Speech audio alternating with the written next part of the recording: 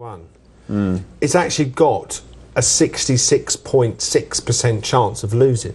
That's very, very good. No, it has, yeah. You know, in terms of percentage terms, it's got more chance of losing than winning. Yes. But people don't see it like that. No, I mean, there's a couple of things here. I mean, the point about staking plans and the bank, you must only ever risk a very small amount of your bank. And in my experience, people tend to, if they've got £1,000 in the betting bank, they have £100 on a horse, and that's crazy. That's far too much. If you get a losing run of 33, you're going to go bankrupt.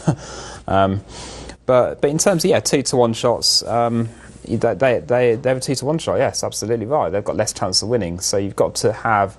Be prepared for that, You play exchanges. Yeah. A lot of professional gamblers do play on the exchanges. I was going to say, at what point do you play them?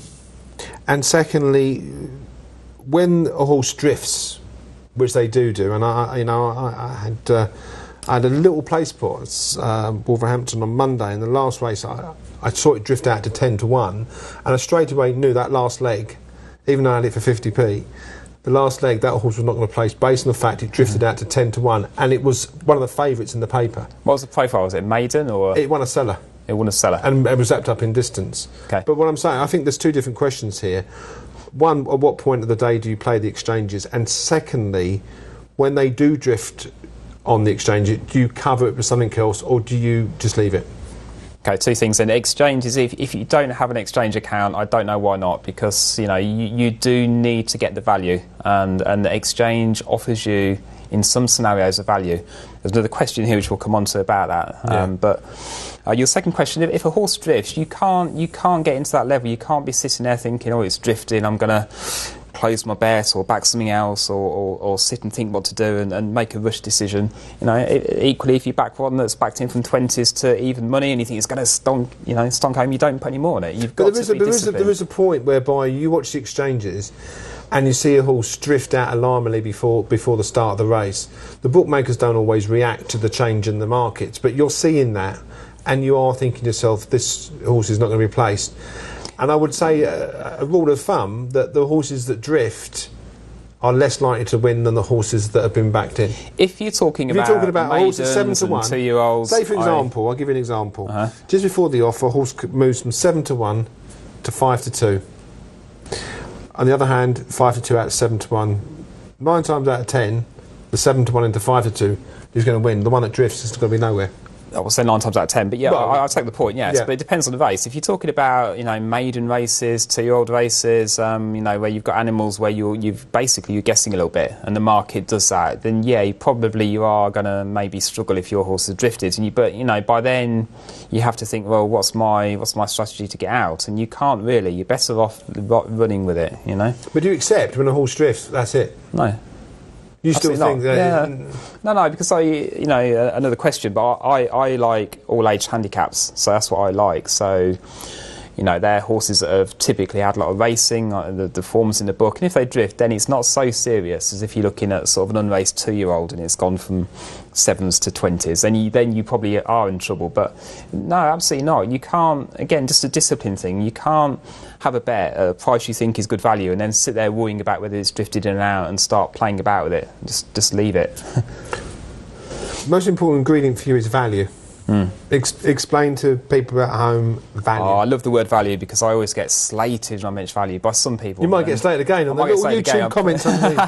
Absolutely. I mean, value is one man's gold, another man's rainbow. To some people, value is everything and it's real and you can hold it.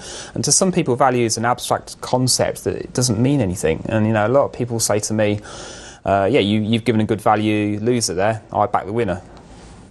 Who's right? That's fine, take the win. But long term, and that's the key, long term, it is only about value. Winners don't make any difference. But that's personal perception. My perception is that. It's your perception against the bookmaker or the individual that has priced up that event. You're giving your judgment against that person. So if they priced up at 6-1 and you think, oh, well, hold on a minute, there's a bit of value here, I'm getting 10s, but they're priced up at 6s. That's what you mean by value. Yeah, absolutely. And you kind of, unfortunately, you only kind of get that from you doing your 10,000 hours. And absolutely, when I look at a handicap, I have no real preconceptions about which horse I'm gonna back until I see the odds, because then I'm using my experience and judgment to say, yeah, you know what, I think that 33 to 1 shot has got maybe a 5% chance of winning. You know, maybe it should be a 20 to 1 shot. That's a massive opportunity.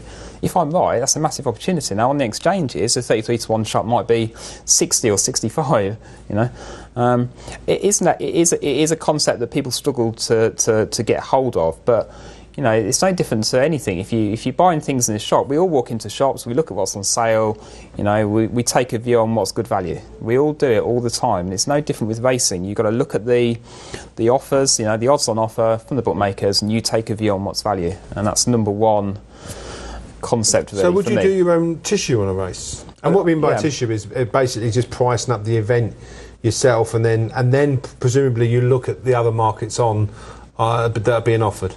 Would you do that? You've done that? Absolutely, yeah. Back in the day, I mean, I'm a little bit busy at the minute, but I certainly used to do that quite a lot. So as soon as the decks were known, you would look at the race. I still do it now, and you say, well, if I was a bookmaker, it's not like that. It's what chance do I honestly think all these horses have got, you know, to 100% book.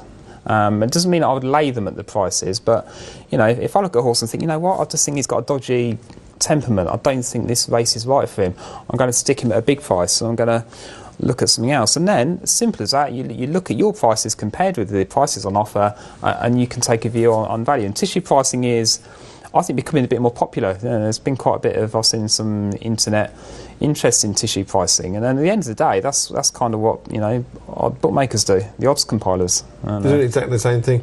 Do you think bookmakers react overly to a horse that wins by 6 or 7 lengths, and then suddenly the next time it runs, everyone's seen that and they think, oh, it's going to go? I'm quite a believer in the fact that I would oppose a horse that's won by a big distance.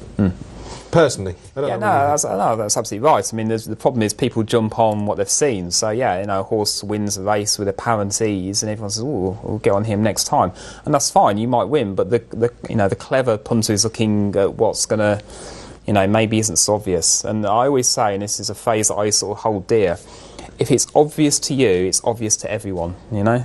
There's no advantage to betting on something which is obvious. So you've got to kind of think, well, what are other people seeing here? You know, other people are seeing a horse that's won easily last time. They're going to pile on. It's going to be a short price.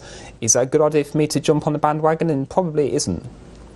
So you look further back on the field, on a particular race, would you take no notice of a commentator, for example? Yeah, this is genuine. When I watch replays, when you're watching racing live, you tend to watch your horse. So, you know, you're staring at the one that you got money on. But when you go back and watch the videos, turn the sound off, you know? I'll just turn the sound off, mute it.